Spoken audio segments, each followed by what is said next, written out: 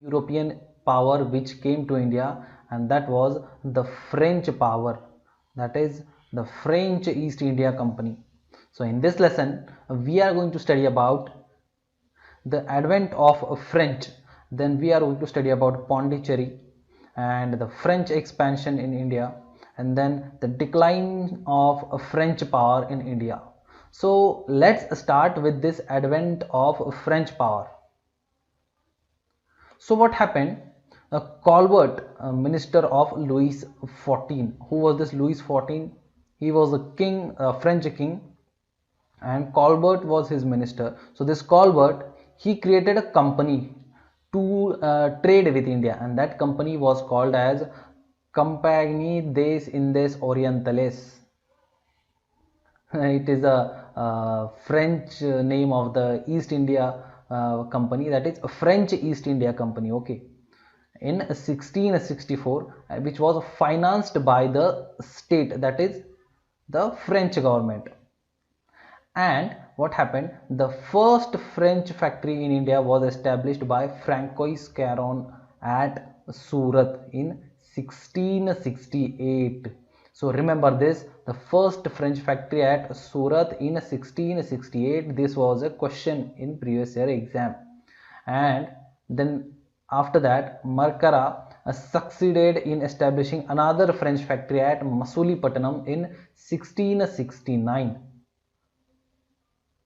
So first factory was at Surat and second factory was at Masulipatanam.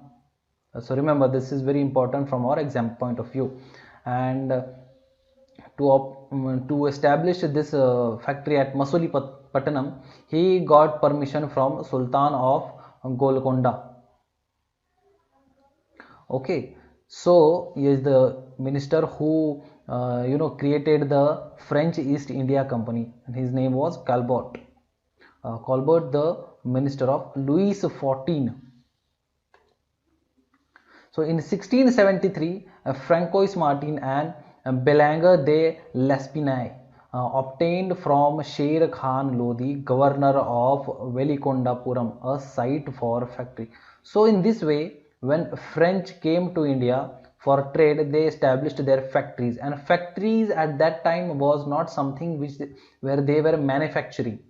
Factories were mere depot, okay, store depots, or where the goods were stored. Okay, so it was a store where they used to store all their goods, and from whatever exported or imported they used to store there, something like warehouse.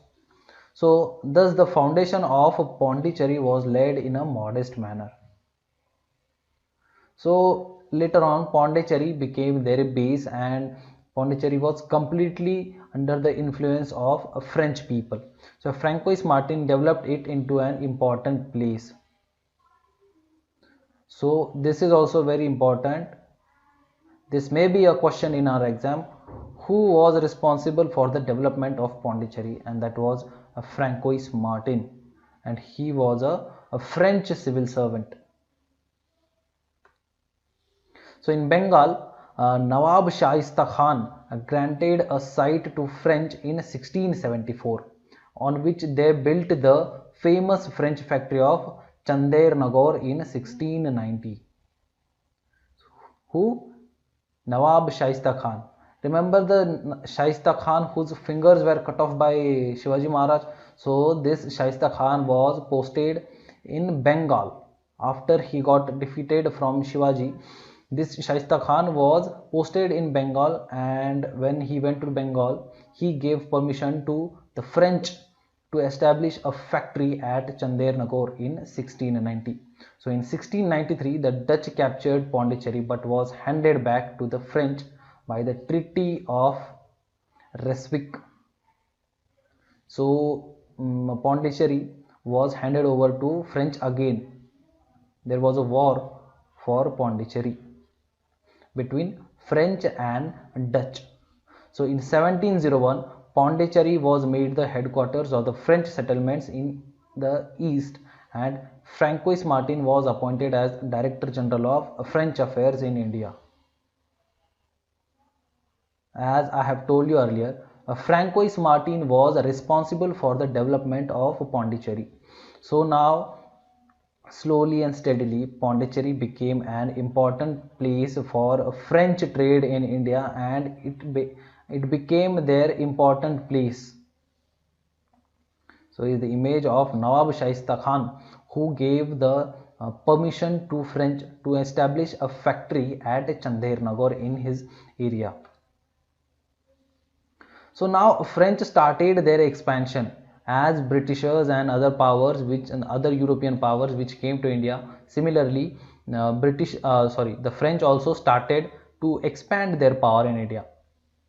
And the French in India declined between 1706 and 1720, which led to the reconstitution of the company in 1720 as the Perpetual Company of the Indies. Now its name was changed because the French was initially the French were not getting that much of benefit from the trade, and they were facing a huge competition by Dutch and British and Portuguese. So this led to the to the decline of French power in India. But later on, again, the company was reconstituted. Its name was changed. Some administration changes took place in the company, and again the company was reconstituted under the name of Perpetual Company of the Indies.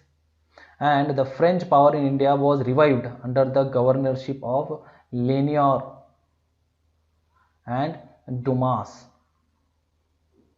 between 1720 and 1742. Again, the French power was revived under the governorship of Lenoir and Dumas. So the French occupied Mahe and Yanam both in 1725 and Karikal in 1739. Now, after the French company was reconstituted under the governorship of Lenoir and Dumas, they occupied Mahe and Yanam. So here is Yanam, here is Mahe, and here is Karikal. So they occupied these three places, and the objects of French during this period were, however, purely commercial. So they were not interested in political expansion and all. They were merely concerned with their commercial benefits. Whatever trade they could do with India, they wanted to trade with India and earn money. That was their main purpose for coming in India. But later on, they started when they saw that opportunity that there is no unity in the kings and the rajas of India. So they saw an opportunity, and then again they started to expand themselves, and mainly they started to expand in India under the leadership of Dupleix. So Dupleix was a person who was responsible for the expansion, the French expansion in India. The political expansion mainly took under the leadership of Dupleix in India. So after 1742, political motives began to overshadow the desire for commercial gain with the arrival of Dupleix as a French governor in India. So remember this, French governor Dupleix was responsible for the political expansion, the French political expansion in India. This may be a question in our exam. So it resulted into the beginning of Anglo-French conflict, that is Carnatic Wars, and resulting in their final defeat in India at the Battle of Vandevash in 1760. So what happened?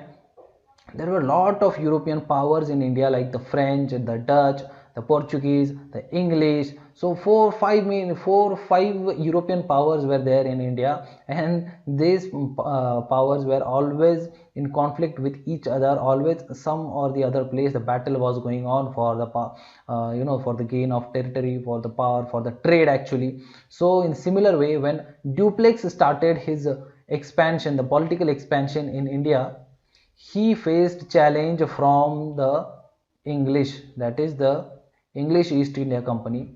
They tried to stop the political expansion of the French, and then this thing brought them into a conflict, and there were wars between them, that the Anglo-French conflict, and this Anglo-French conflict resulted into the Carnatic Wars. So there were three Carnatic Wars in India, where the French and the English forces met each other in the war, and in the last war, that is the Battle of Vandivash, the Carnatic War, the last one, French declined in India after this battle, after the Battle of Vandivash in 1760. So we are going to study that in next lesson. So that's all about the emergence of the French power in India, and how they declined gradually, and how under whose leadership the French power started to expand in India. So this is very important. Remember the Governor General's name, the name under which the Pondicherry became the the important place for the French, and the political expansion, the French political expansion under whom? Dupleix. So remember this, the French political expansion started under Dupleix. So these are some 2-3 points, mainly 4-5 points which you need to remember from this lesson. Okay, so that's all about French. So in our next lesson we are going to study about the Dutch power in India.